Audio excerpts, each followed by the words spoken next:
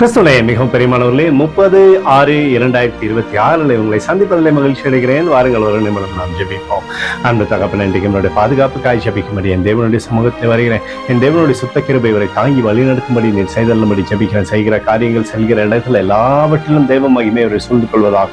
தீமைகளோ நாசமோசமோ அணுகாதபடி நீர் பாதுகாத்து வழிநடத்தும்படியாய் ஜெபிக்கிறேன். அப்பா, இயேசு கிறிஸ்து சிந்தின பரிசுத்த ரத்தத்தை இவர் மீது, உங்கள் குடும்பத்தின் மீது, இவர் செய்கிற சகல காரியத்தின் மீது பூசுகிறேன். ஆகவே இந்த நாள் முழுவதும் நிறைவின் ஆசீர்வாதம், விடுதலின் கரம் இவரோடு இந்த அற்புதத்தை செய்து நிகழ்ச்சியை 8:10 கர்த்தருக்குள் மகிழ்ச்சியா இருப்பதே உங்களுடைய பலன் என்று சொல்லி எழுதப்பட்டக்கூடிய வார்த்தையின்படி எப்பொழுதும் ஆண்டவரை மகிழ்ச்சியை கொடுங்க.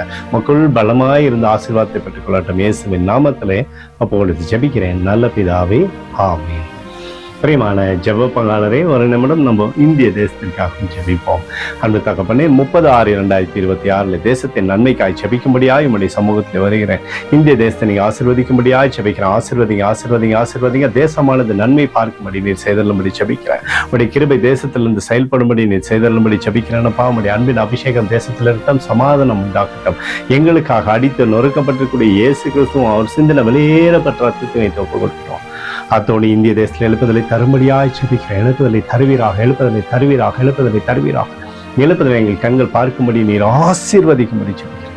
நேற்றும் இன்றும் என்று மாறாதவராய் இயேசுவின் நாமத்திலே அப்போது ஜெபிக்கிறேன் நல்ல பிதாவே, ஆமென்.